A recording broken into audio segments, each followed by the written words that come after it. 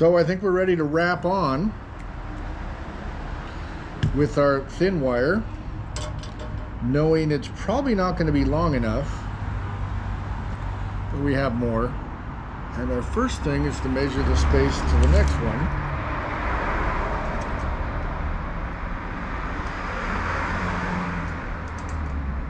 Which is like a little bit less than 7/8 or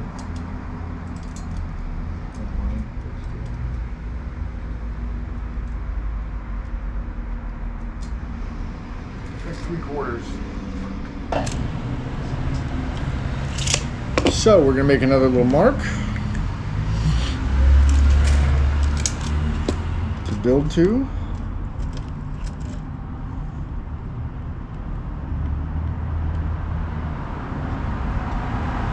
All right.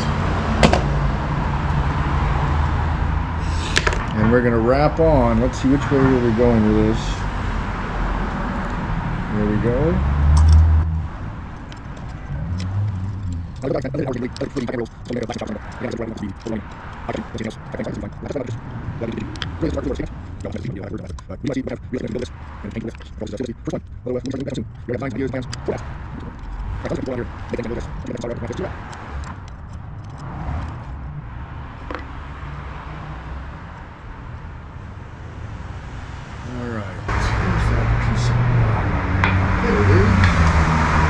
From your face.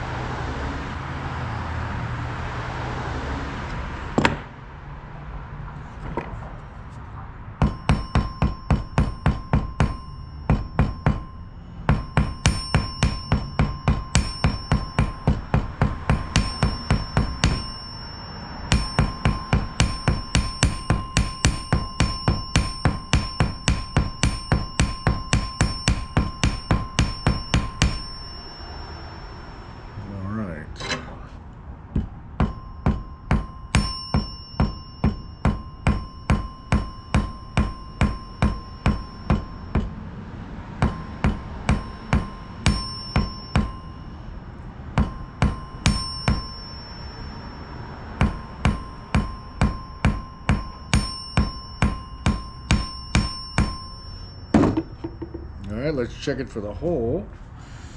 1, 2, 3.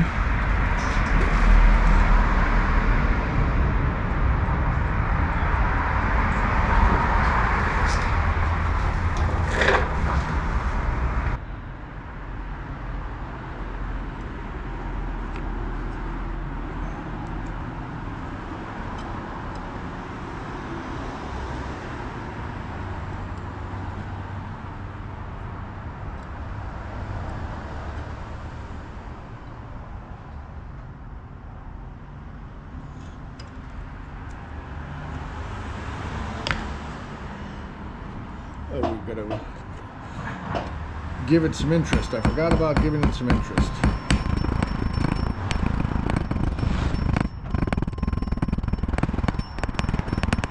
Well, that's beautiful. It's a beautiful thing.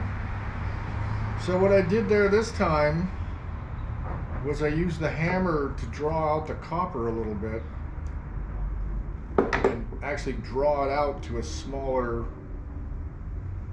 diameter, kind of like I was doing down here at the base, but I also drew this out some so it would be less, it won't make as big of a bump, let's say. All right, we'll bring this guy back.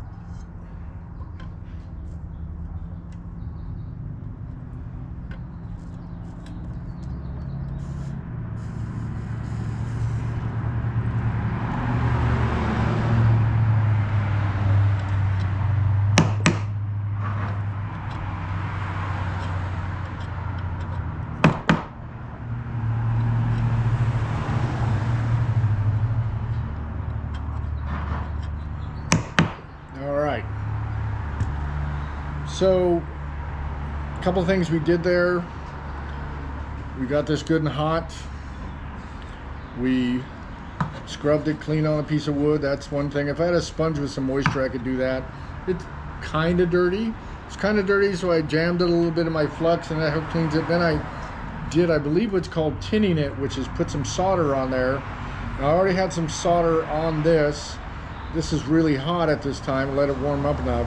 And then when I touched it, the solder, the flux, you know, loves that heat. It also attacks the copper and cleans it really well.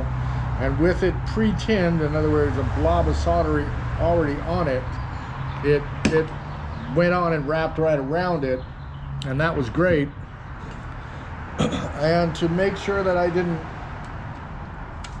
leave too much solder on there and create its own little bead, I smacked off whatever was extra and tried to get any extra solder off of the joint as I'm going. Let's clean this up a little bit.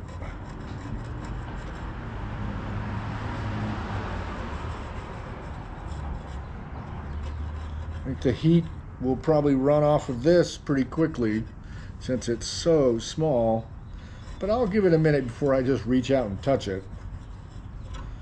There we go. Let's go ahead and see if you can't. I'll give you a look from this side for a minute. So that's what it looks like for the moment here. It's all ready to get the wrapping continued on. Do we have more wrapping to go? We do. We have one more back to the corner. And there's no extra beads of solder dangling down, so the wrap is only really where the L metal was, and maybe this one's even smaller than that one. This will have to be eventually trimmed and put in there. We'll have to get the really fine cutters out for that. And that's fine. All right, we're looking good. We're moving forward.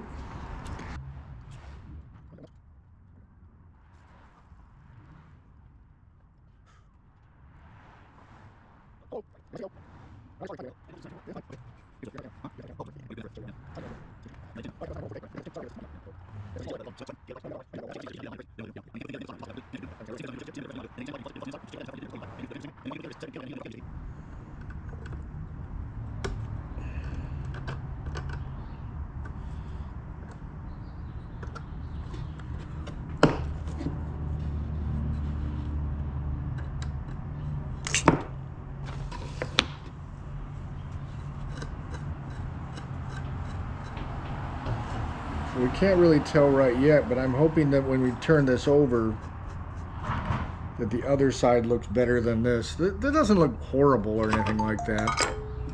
It's just not perfecto.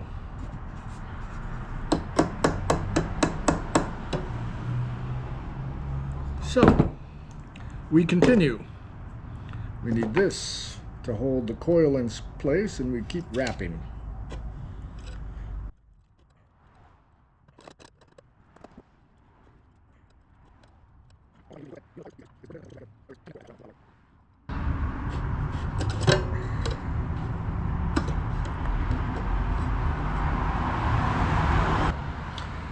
I think we're ready to cut this assembly free from its jig, and I think I can consider this a working idea for my handrails. These are basically in line. They look interesting. They're not perfect, but that's okay. It will be better when it's done. So we need to make a 90 that way, or is it this one? No, this goes this way, this goes that way, this goes that way. It'll just be interesting how we're going to get the 90s out of here and what it'll look like after that, and whether any of it actually fits. But I'm feeling confident that we've got something good going here. I'm ready to cut it loose here. And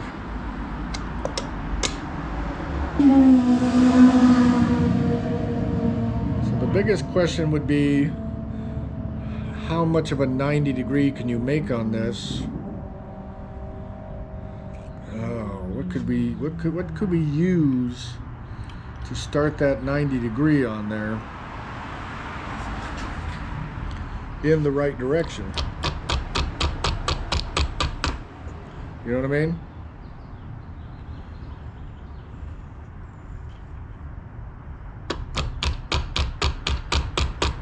Because it has to be right at the end of that coil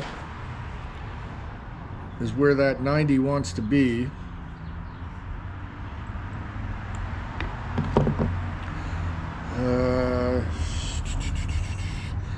Yeah.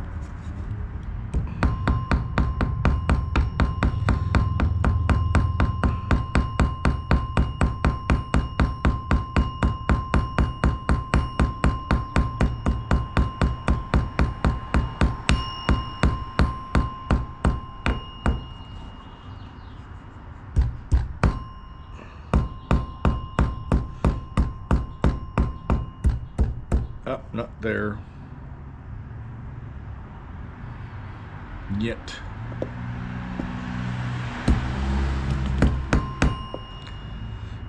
Yep. All right.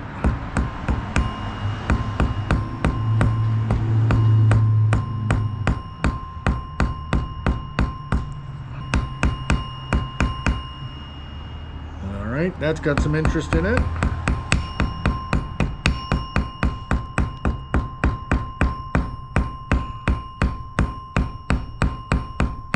And that's got some interest in it. Get them flatter again. All right. Now the trick is cutting it to the right length.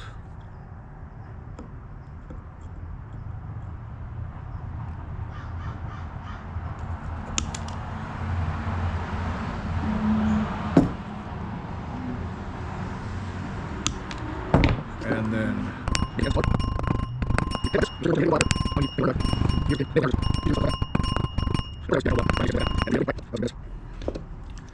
now let's see if we can bend this. To a perfect 90. I hope you can see that. I hope I'm not out of camera range for this.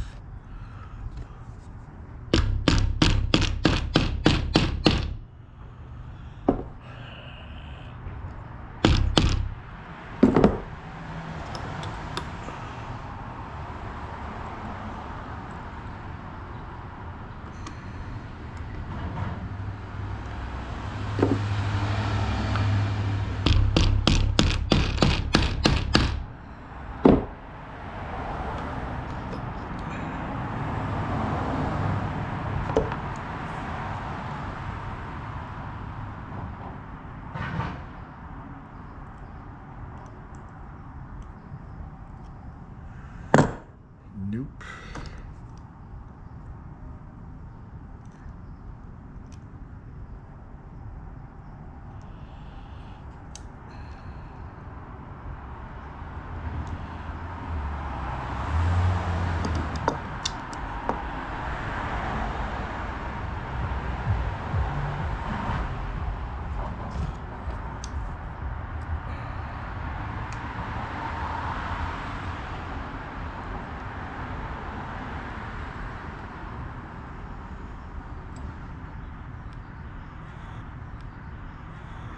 Okay, now we're going to look at this and evaluate which is going to be facing outward and which is going to face inward,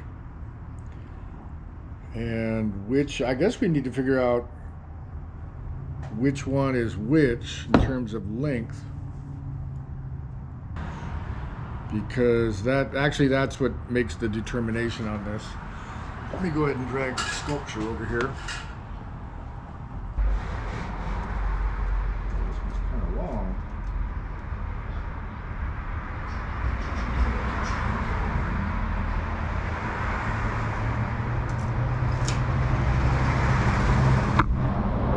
So the next leg is, all right. So those two are supposed to fit like this.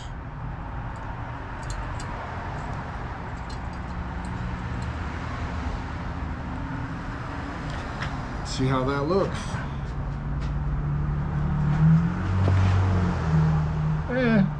It's okay. But we know which way it has to bend. And it really wants to bend right on that corner.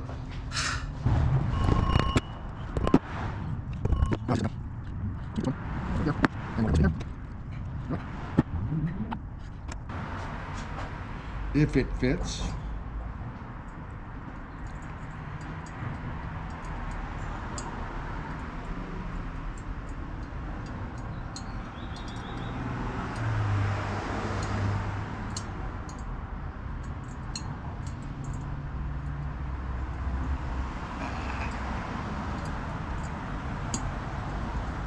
Wow.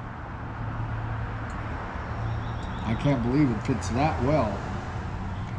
Doesn't look fabulous, but it's a place to start from in this whole process of thinking of how to make interesting things from nothing. Essentially, we started with a couple of pieces of wire and came up with a handrail, right? Let's see if this looks better like that.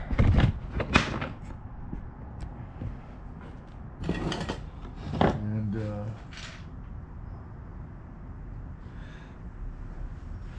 by golly, I think that's okay.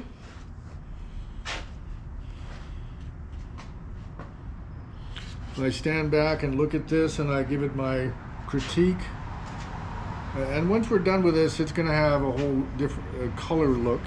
I think we probably have to fiddle around with how it, you know, like this one looks like it might be a little tall. I do think the scale is about right for the door and all that. And again, I didn't want this thing to be so overwhelmingly visually powerful that it took your eye away from the rest of the piece. So it's got enough interest without being too much. Once we get the colorants on it and whatnot, like I said, we're going to patina this.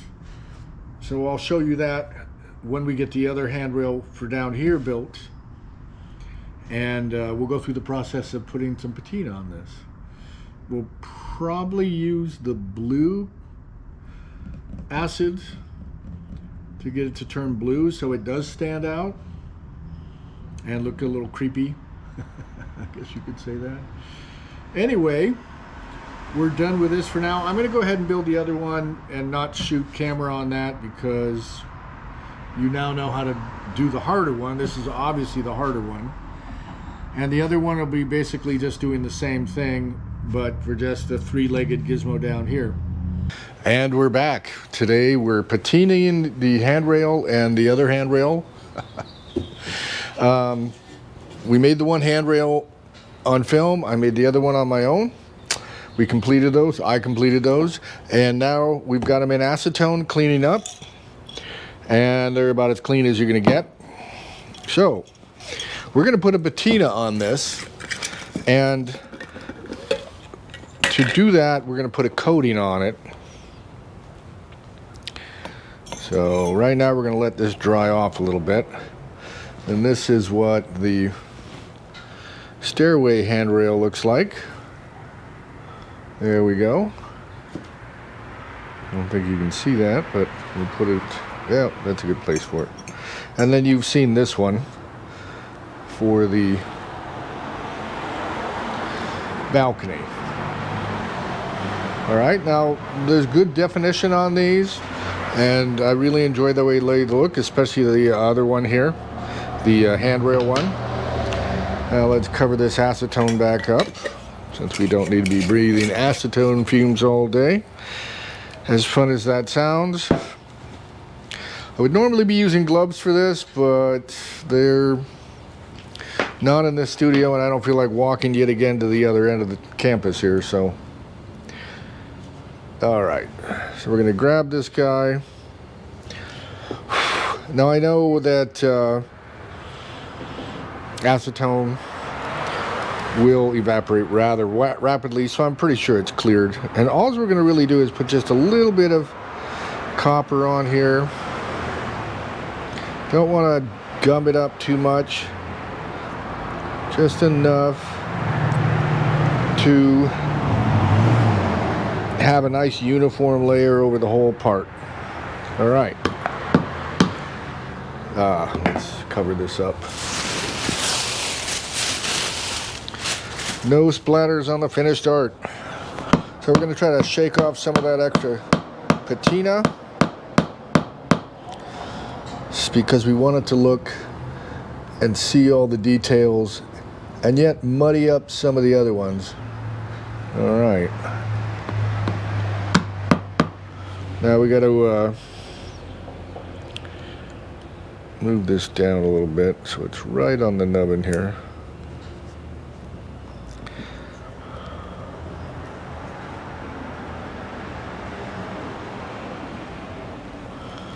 All right. So I'm pretty happy with this, and definitely like the look of it. Got a little tricky there on that handrail a little bit. Let's go ahead and, where are we going to lean this? I think we can just leave it like that. I'm going to go grab another pair of forceps so we can patina this next one up. Now I consider this the base coat because we'll put 2 coats of patina on, which is standard for this Art Nouveau patina product. And by the way, if you haven't heard of Art Nouveau, there's their label, right? That's their label. Well, that's not their label, but Sculpt Nouveau, there we go. That guy right down there. 760-432-8242 is a wonderful source of patinas, cold patinas, hot patinas, bronze sculpture, clay, houses, floors, all kinds of things, and not extremely expensive. So basically what this is that we're painting here is a liquid copper latex paint. I'll say it again, a liquid copper latex paint. I know, weird. But this stuff can be painted on just about anything and then patinaed to look like, you know, an old green roof, or in this case we're going to use the blue acid patina or activator. They just call it Vista Blue patina, but it contains acids and blah blah blah. Don't forget to wear goggles. Don't get it in your eyes. So normally I'd be doing a much larger thing than this, and we would spray it on. But this time I think we're going to use Q-tips to get this on. All right, so we've painted this on. We're going to give it about 15 minutes to dry up. So we're ready to get going again here. We have our blue Vista Blue patina that's shook up. We're just going to be putting some of this in the cap because we're not going to be using very much at all. Good, I think you can see from there. We're going to be very careful. We've got our copper B metal finish. And all we're going to do is paint on the copper B and then coat it liberally. You like that word? Liberally? With the patina.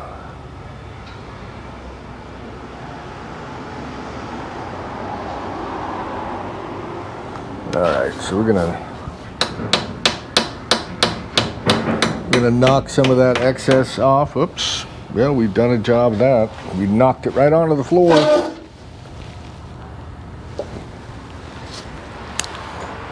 Great.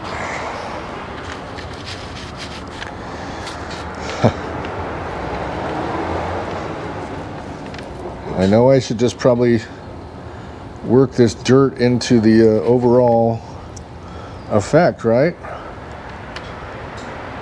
Maybe this time we'll do a better job of just shaking it off right here.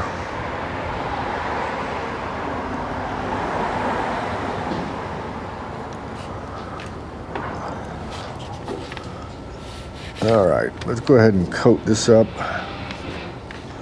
So hopefully you can see that. We're just taking our coating, which is very liquid. It's just a juice, really. And we're just gonna rub it all over here and get it really wet. Scrub off any of that excess copper. We're really gonna work it into the copper kind of as well. Let me go ahead and re-grab this at the low point here. All right. This is probably way more patina than you would normally use on a piece.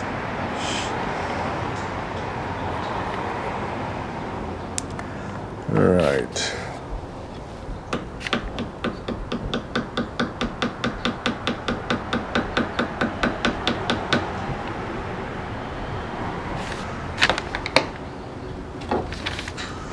So let's repeat that again for the guardrail on the deck.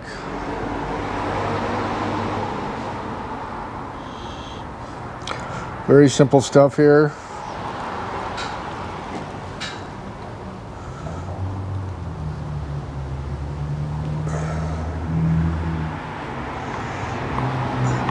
Really just want a light coat of this, but it's pretty thick stuff. And this is, by the tapping, it is shaking blobs off. Although you might not be able to see that from over there. Oh, well, at least I didn't drop it on the floor this time.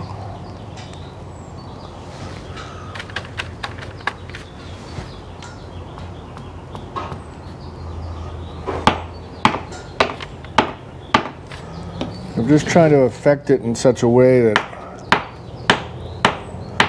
we don't lose too much of our wire wrap detail. I'm hoping it comes back some after it's all said and done.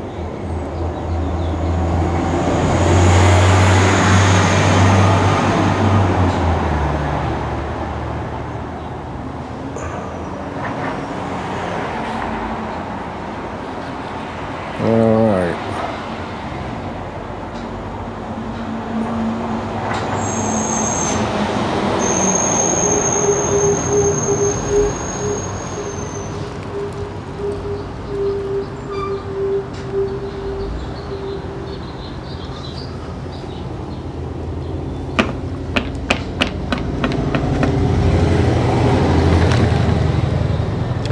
Pretty dark. Pretty dark. It is blued. No doubt about that it's blue. But it's pretty dark. Yeah, I don't know. We'll have to wait and see how we like it. It could be one of those things where we scuff it with some steel wool later on to break through some of the undercolor, or even a piece of cotton. Speaking of which,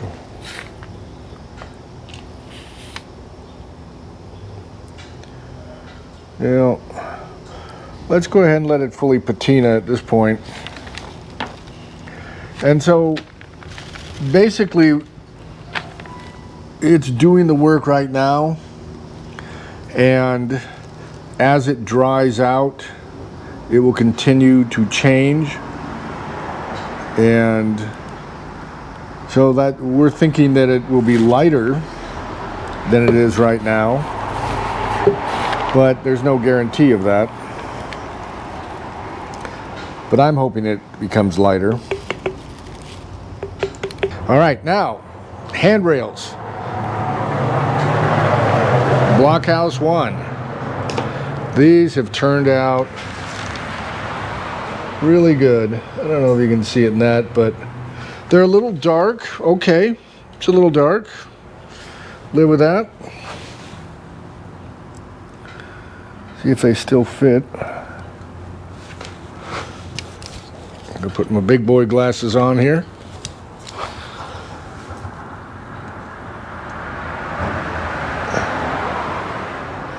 Oh yeah.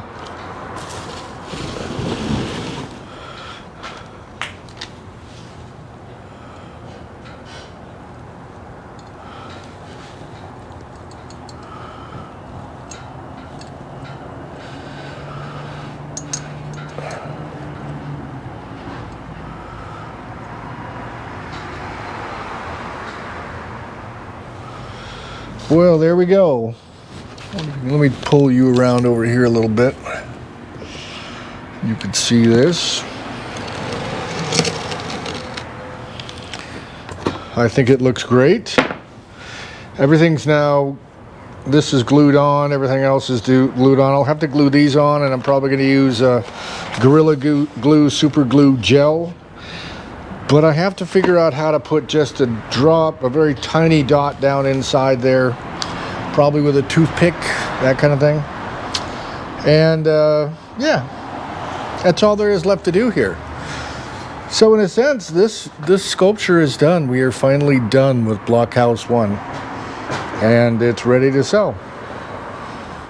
If you discount a few drops of glue, that's, you know, whatever. So I'm going to go ahead and have this photographed, and then we'll put those up here at the end. And I think we're going to say that given that this was a prototype, given that this was unknown how it was going to turn out, and it's turned out real well. I don't think the colors you see online are the actual colors that I'm seeing, but the colors that I'm seeing are phenomenal, especially the roof. The roof with the grooves that look like they have moss growing in them and all that, and the multiple shades of browns to grays to light grays to tans and greens and moss greens in there are just amazing. And the rest of it, the woodwork, how it turned out, and the sky blue is just the dirty kind of glass that I wanted.